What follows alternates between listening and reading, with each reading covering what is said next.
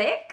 I have a cold, and Bentley has some weird virus and has had a rough day, so I didn't bother to put on very much makeup, if hardly any, so sorry.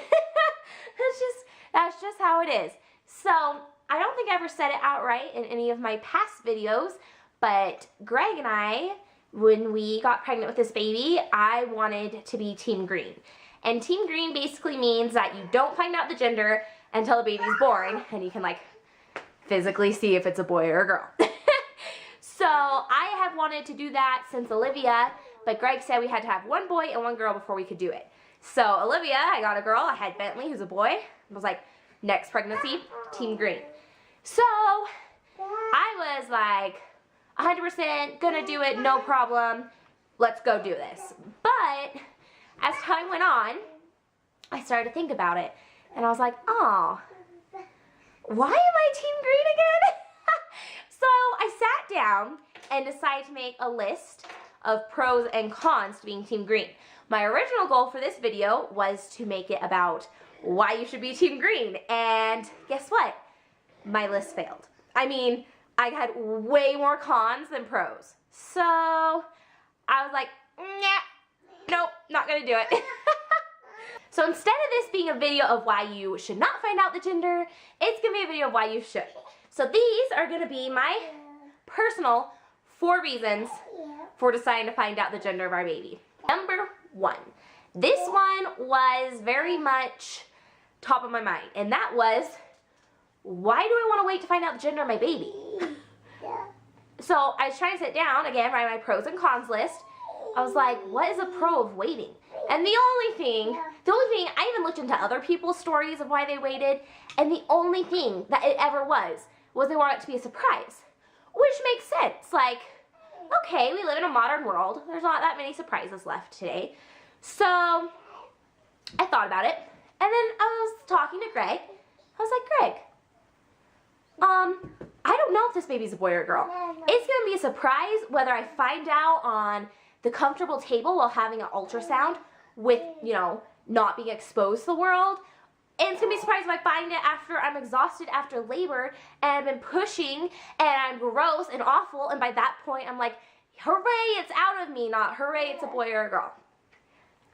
You'll find out either way. It's going to be the same answer. So that was number 1. Number 2.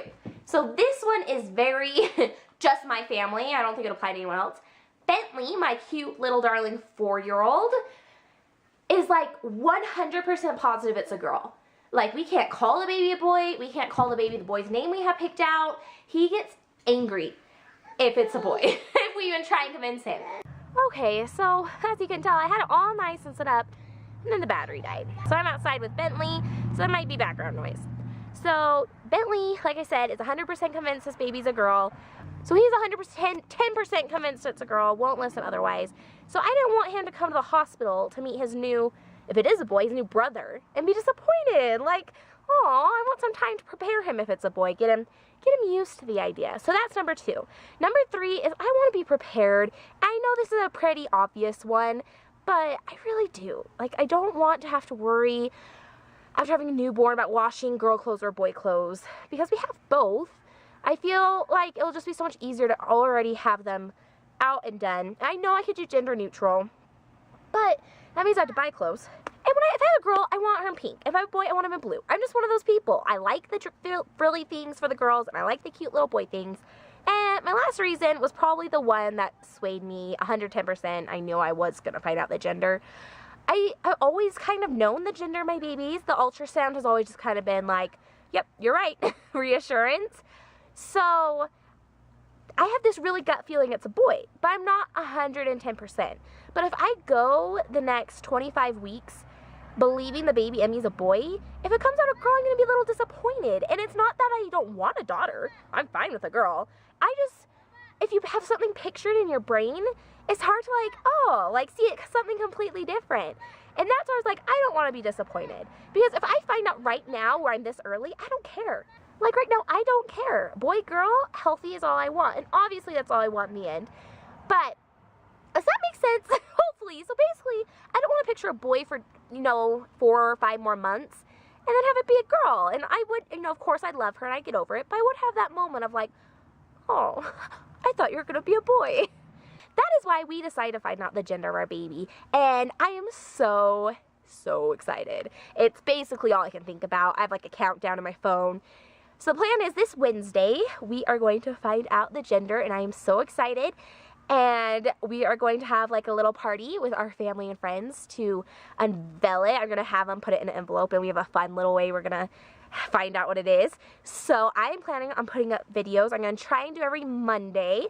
So hopefully next Monday I will put up that video, and you guys will be able to see our reaction and some of our family's reactions. And we are so excited. I hope you guys are too.